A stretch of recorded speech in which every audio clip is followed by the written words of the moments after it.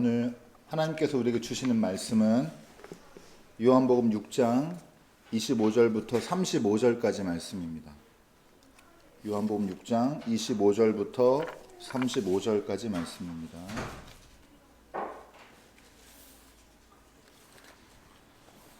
화면 보시고 제가 읽겠습니다. 그들은 바다 건너편에서 예수를 만나서 말하였다. 선생님, 언제 여기에 오셨습니까? 예수께서 그들에게 대답하셨다.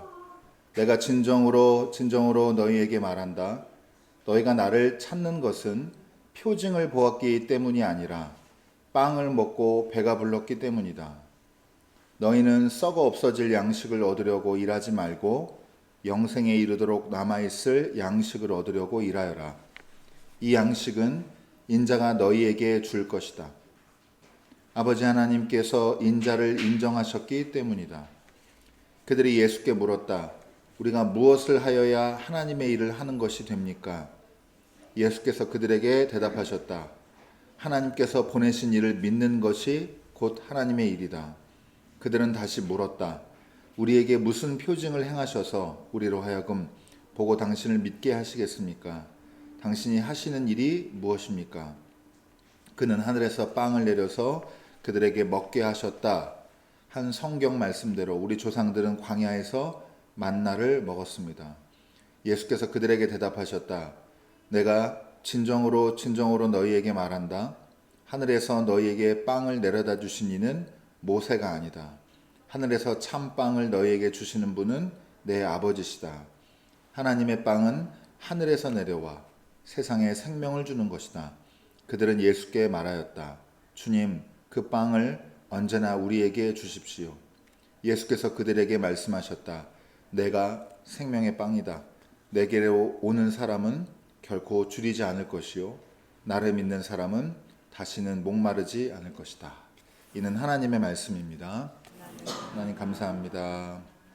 우리 인사 나누고 말씀 은혜 나누도록 하겠습니다. 하나님께서 원하시는 세상은 정의로운 세상입니다. 인사하겠습니다.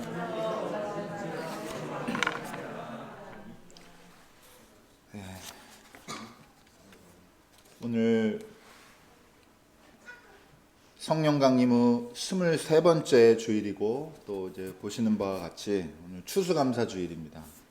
함께 읽은 요한복음 6장 본문 생명의 빵에 대한 예수님의 가르침으로 말씀의 은혜를 나누도록 하겠습니다. 제가 혹시 잘 모를 수도 있는데 제가 알기로는 농사 짓는 분 없죠? 농부 없으시죠? 다 차가운 도시 사람이시죠? 농경사회에 살고 있지 않기 때문에 이맘때쯤에 추수를 통해서 얻는 그 풍요로움이나 한 해에 대한 감사,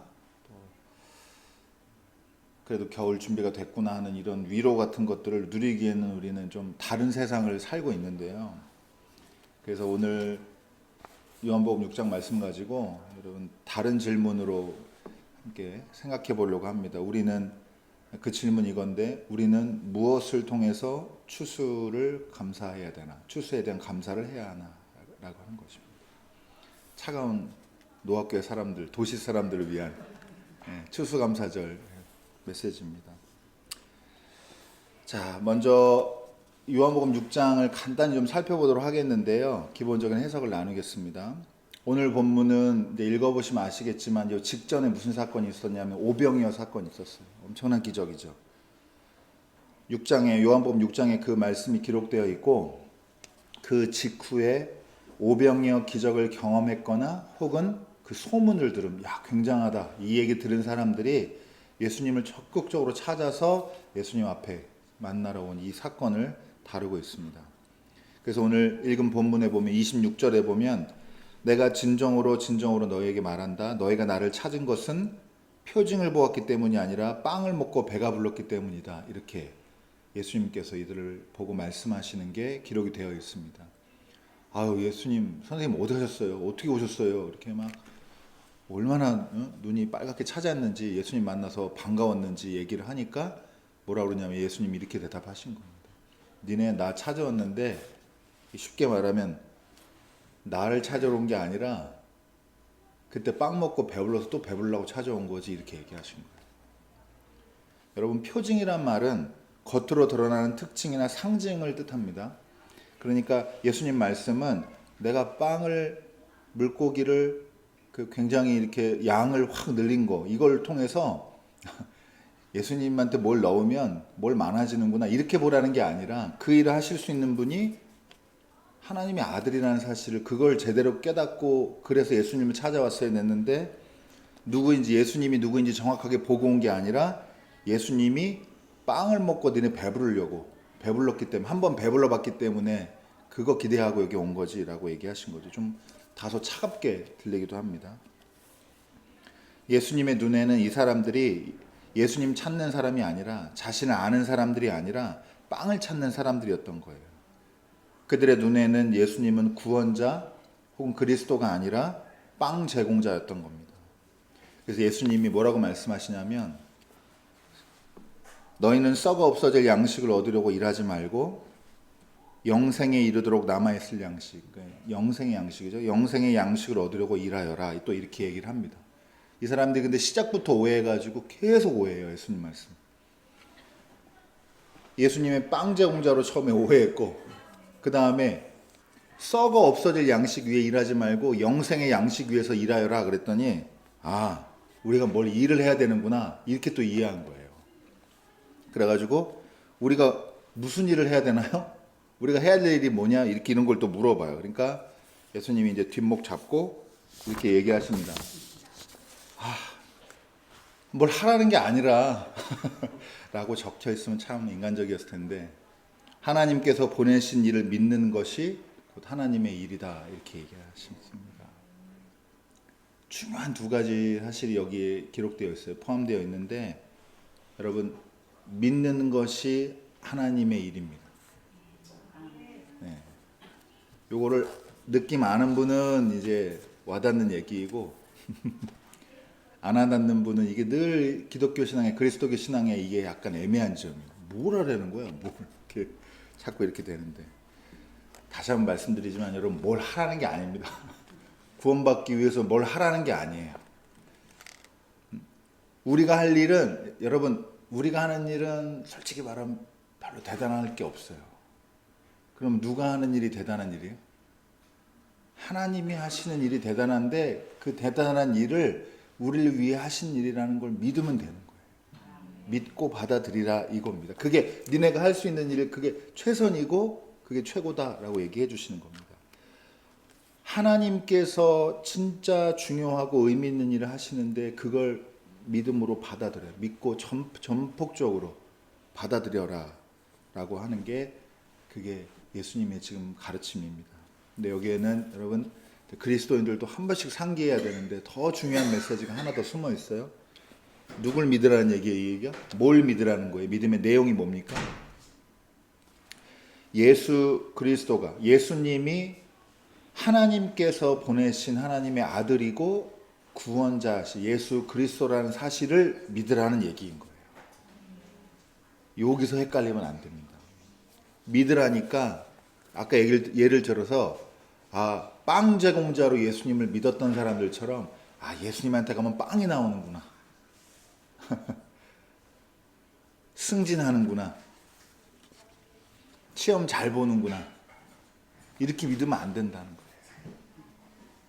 그거는 여러분 예수님을 오해하는 거예요. 우리는 예수 그리스도가 하나님의 아들이시라는 사실을, 그걸 믿고 전적으로 받아야 된다. 이게 믿음이고 이게 우리의 유일한 일이다. 요거 하나 정리하고 다음으로 넘어가겠습니다. 여러분, 그리스도인은 예수를 하나님의 아들이요 또 그리스도라고 믿는 사람이라고 했는데, 어쩌면 너무 많이 들어서 쉬운 말 같지만 여러분, 이게 본문의 핵심이에요. 뒤에 이어지는 문장이. 여러분, 그리스도의 신앙의 알짜는 뭐냐? 인간이 되셔서 인간의, 우리들의 구체적인 정황 속으로 찾아오신 하나님께서 인간이 되심으로, 그래서 하나님의 일을 하심으로 우리가 구원을 받게 되는 길이 열렸다라고 하는 게 그리스도교 신앙의, 이 기독교 신앙의 가장 알짜입니다. 여러분 이게 으뜸이에요. 유일한 길입니다. 구원받는. 자, 그럼 이 말이 무슨 말이냐? 여러분 되도록 쉽게 설명해 보겠습니다. 여러분 그리스도인은 교회 다니는 사람일까요? 아닐까요? 벌써 이렇게 의심을 가지고 제 말을 전적으로 믿질 않으시고 뭐가 트릭이 있을 거다 이렇게 그런 게 보입니다. 눈에. 교회 다니는 사람이 그리스도인이 아닙니다. 여러분. 그럼 교회만 오면 되냐? 아니에요. 여러분 교회에 와도 예수를 그리스도로 믿지 않으면 아무 소용이 없습니다. 그럼 교회를 안 나와도 되냐? 그런 말이 아니라 단순히 교회 다니고 안 다니고 찬양하고 기도하고 말씀 읽고 하는 게 그리스도인의 조건이 아니란 말이에요. 그걸 해서 그리스도인이 된 게 아니에요. 그리고 그걸 한다고 예수님을 믿게 되는 것도 아닙니다.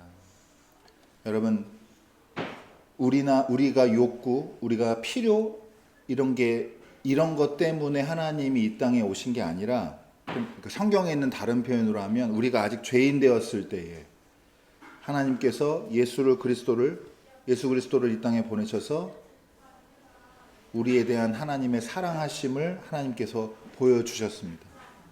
요거를 믿어서 구원의 길을 걷게 되는 사람이 교회를 다니는 사람이냐 아니냐보다 더 중요한 조건이에요. 그리스도교 신앙에서 그래서 이걸 뭐라고 부르냐? 우리가 처음에 원해서 온 것도 아니고 우리가 계획해서 하나님 오시게 한 것도 아니고 우리가 값을 지불해서 산 것도 아니고 그래서 이걸 하나님이 주시는 이 구원을 우리에 대한 사랑을 뭐라고 그래요? 은혜라고 부르죠. 그게 은혜인 겁니다. 그리고 또 은혜는 다른 표현을 뭐라고 그래요? 은혜를 선물이라고 해요. 그럼 여러분 그리스도인은 무슨 사람이에요? 이제 교회 다니는 사람이 아니라 선물 받은 사람. 여러분 어떤 선물이냐? 생명의 선물을 받은 사람입니다. 그래서 성경에서 두 가지 선물 받은 사람들에게 제안을 하게 되는데 하나는 쉬워요. 선물을 아직 받지 못한 사람에게 이 선물이 있다는 걸 알려주라는 거예요. 두 번째로 이미 선물 받으신 분한테 이게 중요합니다. 여러분 우리가 값없이 선물을 받은 것처럼 우리도 세상에 누군가한테 이웃에게 뭐가 되라는 거예요? 선물이 되라는 겁니다. 그걸 하려고 혼자 하기 어려우니까 모인 사람들이 누구예요? 그게 교회입니다. 교회. 그 사람들의 모임을 교회라고 하는 겁니다. 예수님이 교회 나오면 신앙생활 열심히 하면 헌금 잘하면 돈 많이 벌게 해주고 직장 승진하게 해주고 이걸로 꼬셔서 오면 안 된다는 거예요. 그럼 뭐 때문에 와야 돼요? 당신 사는 게 지금 천국입니까? 잘 살고 계세요? 사랑이라는 근본적인 은혜와 선물 속에서 살고 계십니까? 라고 물어봐 줘야 돼요. 그래서 거기에 대한 결핍과 거기에 대한 욕구, 거기에 대한 필요를 느낀 사람들이 온 힘을 다해서 찾게 되는 게 그게 하나님이고, 그럼 여러분 찾으면 어떻게 된다고요? 찾으면 찾게 됩니다. 제가 지지난주에 뭐라고 말씀드렸죠? 찾으면 발견된다고 말씀드립니다. 여러분 다른 데 가서 교회 나오라라고 물론 표현을 그렇게 하지 말라는 게 아니에요. 그 말이 잘못됐다는 게 아니라 더 밑에 얘기하는 건데, 여러분 아직 선물을 받지 못한 사람한테 저 어제 사실 공항에서 현빈이랑 유빈이랑 같이 갔다 왔거든요. 공항에서 김포공항에서 나오는데 전 그 피켓 들고 있잖아요. 환영한다고 누구 여기로 오라고 막 이런 거 예수천국 불신지옥 그 빨간 십자가를 그 공항에서 나오는 길에, 와, 제가 목사지만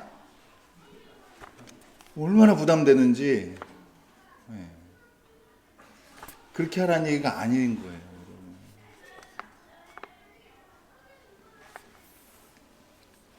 좋은 사람은 가까이 갈수록 또 만나고 싶어요. 내가 좋은 사람 같으니까. 여러분, 불신지옥 예수천국 이거 적어놓고 한번 날마다 보세요. 마음이 평안해지나 아니면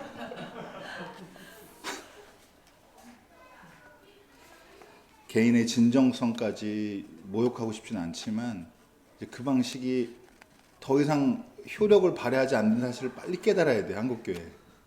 예. 개인적인 진정성 가지고 자꾸 오냐 할 일이 아니에요.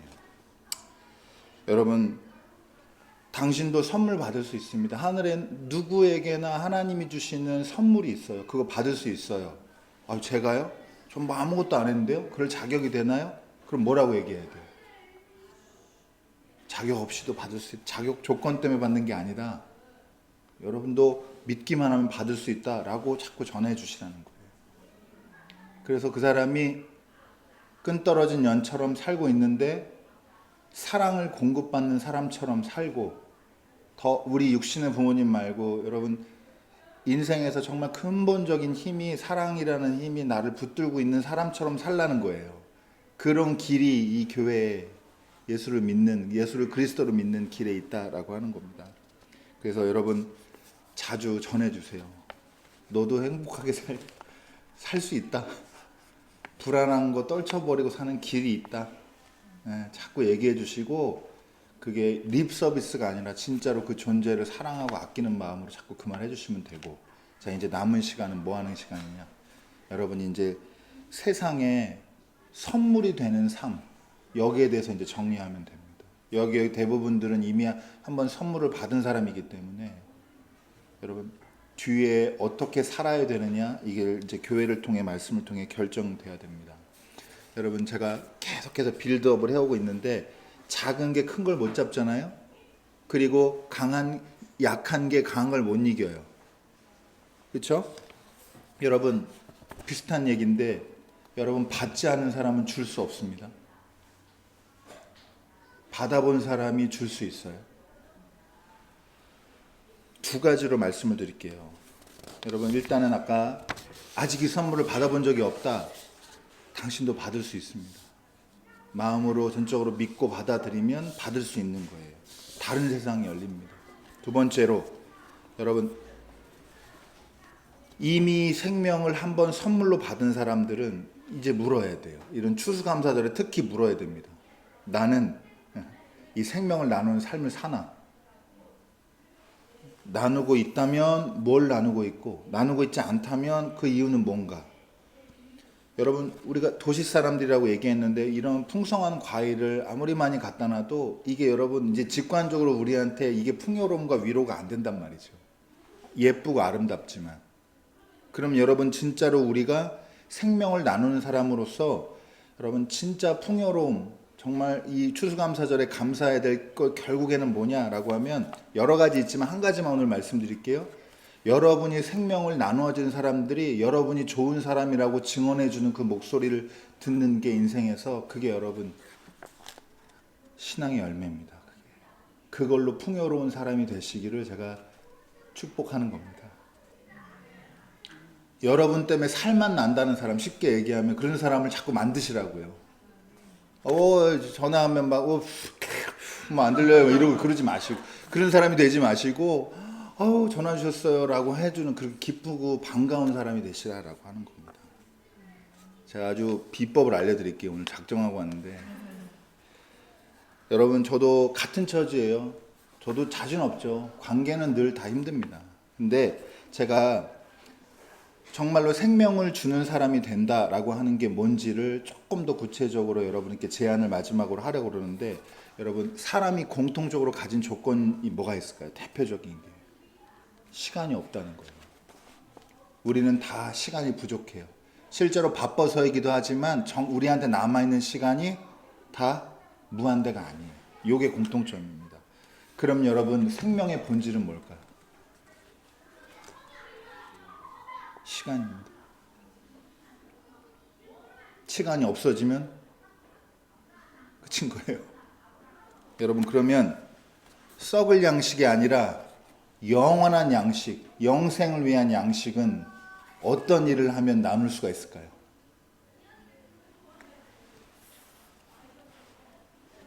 시간을 나눠주셔야 돼요. 시간을 나눠주시는 사람이 되자고 오늘 이 말씀을 나누는 겁니다. 여러분 인간에게 생명은 시간이에요. 시간이 생명의 화폐입니다. 여러분 시간은 돈이다라는 말 들어보셨죠? 예수님은 빵 제공자다, 똑같은 말이에요. 수준이 뭔가 이해 가시죠? 그 같은 레벨로. 여러분 예수님은 썩어 없어질 탄수화물을 무한 공급하는 존재가 아닌 거예요. 그게 아니라 예수님이 자체로 생명이신 분이십니다. 그가 우리의 시간 속으로 들어오셨고 그리고 우리의 하나님이 되셨습니다. 이것을 믿어서 우리가 세상에 생명을 나눠주려고 한다면 우리는 뭘 나눠줘야 된다고요? 우리는 시간을 나눠줘야 됩니다. 바쁜 사람은 생명을 나눠줄 수가 없습니다. 여러분 프린스턴 대학교에서 신학교에서 한 가지 신학생들 대상으로 실험을 재밌는 걸 했어요. 사회심리 실험인데 뭘 했냐 하면 그룹을 두 그룹으로 나눈 다음에 뒤에 예를 들면 시간을 정해주고 몇 분 후에 설교를 시켜요. 미션을 줬어요. 한 그룹은 설교 본문이 어디냐? 선한 사마리아인이에요. 뒤에는 설교 주제가 뭐냐? 직업, 미래 전망, 약간 이런 일반적인 그런 내용을 두 가지로 나눴어요. 그 다음에 같은 설교 제목을 같은 그룹에서 두 가지로 또 그룹을 나눴어요. 그래서 어떻게 했냐? 여러분 한 그룹은 시간을 넉넉하게 줬어요.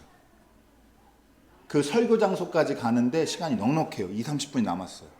가는데 5분밖에 안 걸리는데. 그리고 한 그룹은 여러분 지금 막 재빠르게 밧줄 잡아서 가야 딱 설교 장소에 도착할 수가 있게 이렇게 미션을 이렇게 줬어요. 자 그러면 여러분 그 다음에 이제 가다가 무슨 일이 생기냐? 실제로 강도 맞는 같은 사람이 연기하고 거기에 피해자로서 막 도와달라고 구조 요청하는 거예요. 그 길에. 여러분 무슨 실험인지 딱 느낌이 오시죠? 누가 도와줬을까요?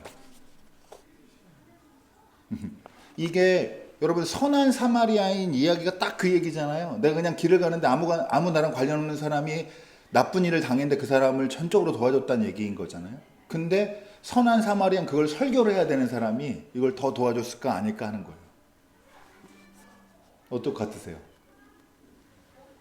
아니에요. 전혀 관계가 없었다는 게 이 실험의 재밌는 점입니다. 그럼 어떤 사람이 도와줬냐? 정기택 교사님 말씀하신 대로 시간 여유 있는 사람들이 압도적으로 많이 남을 도와줬다고 하는 게 이 실험의 결과입니다. 그러니까 여러분 어떤 사람이 돼야 될까요? 우리가 여유 있는 사람이 되셔야 됩니다. 이 얘기입니다. 이 얘기. 여유 있는 사람이 되시라는 겁니다. 세상에 여러분 생명을 나누어주지 못하는 사람이 되는 이유는 어쩌면은 시간이 없기 때문이에요. 바빠가지고. 여러분 이거는 생명의 본질이 뭔지도 조금 입체적으로 이해할 수 있는 재미있는 어떤 실험인데 여러분 남을 위해 시간을 쓰시는 그리스도인이 되시기 바랍니다. 돈도 쓰면 더 좋죠. 네, 돈도 쓰면 당연히 더 좋죠. 시간이랑 돈이랑 같이 쓰면 진짜 좋은 사람입니다. 그러면 생명을 많이 나눠주는 사람입니다. 그리고 여러분 여기 중요한데 여러분 누가 여러분에게 시간을 쓰려고 하면 어떻게 하셔야 돼요? 받으세요. 감사히 받으세요. 어떤 사람이 준다고요? 받아본 사람이 줍니다. 주지 못하는 사람 중에 받지 못한 사람이 많아요. 그래 본 적이 없기 때문에. 여러분 시작할 때 우리가 무엇을 통해 추수에 대해 감사를 해야 되냐 말씀하셨죠? 여러분 이제는 대답할 때입니다. 여러분이 추수의 계절에 감사해야 할 것은 과일의 풍성함이 곡식의 풍성함이 아니라 우리에게는 더 와닿는 건 여러분 관계의 풍성함이어야 한다라고 하는 겁니다. 마지막으로 몇 가지 재밌는 얘기만 하고 마치겠습니다. 오늘 좀 길어요. 여러분 AI랑 대화해 보셨어요?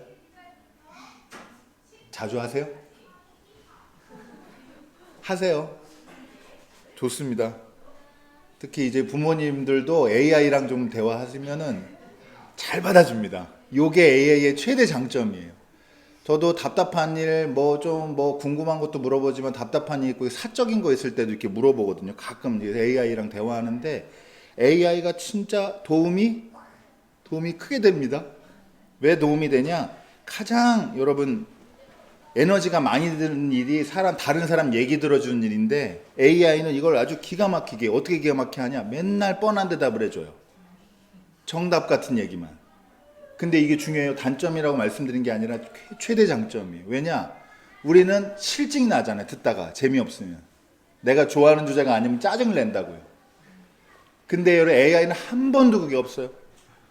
계속 친절하고 계속 그 답을 언제나 제가 무슨 얘기를 해도 30분이건 1시간이고 들어준다 이 말입니다. 이걸 가장 못하는 게 누구라고요? 남의 얘기를 못 들어주는 걸 가장 못하는 사람. 남편이라고요? 잘못 들었겠죠. 여러분 자기 이야기를 많이 하는 사람은 들어주기보다 어떤 사람입니까? 만나고 싶지 않은 사람입니다. 여러분 농담인데 뼈 있는 농담인데 듣는다는 게 어떤 건지 알고 싶으면요 기도해 보세요. 그럼 하나님 진짜 듣기만 하세요. 약간 웃을 수도 있어야 되는데 그 정도는 안 되시군요. 진짜 하나님 듣기를 잘해 주십니다. 아무 말씀 안 하세요. 듣기만 하고 응답을 거의 안 해주시고. 근데 여러분 제가 농담이지만 뼈 있다고 그랬잖아요. 나중에 그렇게 하나님한테 말하시고 쏟아놓으시고 그걸 자꾸 훈련해 보신 다음에 시간이 많이 지나서 돌아보세요. 손해봤나? 손해 안 봅니다. 그러니까 하나님은 또 만나고 싶은 거예요. 잘 들어주시니까. 갔더니 하나님이 말을 더 많이 해요. 너 앉아봐라. 너 지금 세상 이따위로 무릎 꿇어라. 막 이렇게 그렇게 안 하신다는 거예요. 제가 여러분 목회자가 돼서 제일 후회한 게 뭔지 아세요?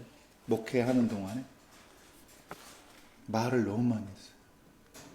오늘 설교도 길어서 이거 또 죄책감이 드는데 제가 남의 얘기를 많이 들어주는 사람이 아니라 남한테 자꾸 말하는 사람이 된 게 이게 사실 목회하면서 저한테 제일 후회되고 부담스러운 겁니다. 여러분 하나님만이 진정으로 우리를 들어주십니다. 듣는다는 게 뭔지 무엇인지 하나님께 가서 배우시고 그리고 나중에 훈련이 많이 되면 그런 고급반이 있는데 여러분도 하나님을 듣는 법을 연습하십시오. 그렇게 서로 듣는 관계가 되면 그게 이제 그때 알게 될 거예요. 그게 가장 이상적인 관계라는 거예요. 제가 지난번에 아까 말씀드린 설교 주제가 찾으면 발견된다였는데 여러분 애써서 찾으면 하나님께 발견된다는 내용이었어요. 하나님께 가서 아무에게도 말 못한 거, 인생 깊숙한 무거움과 어두움 그리고 불안 여러분 털어놔 보십시오. 그러면 위로받을 것입니다. 제가 보장할게요.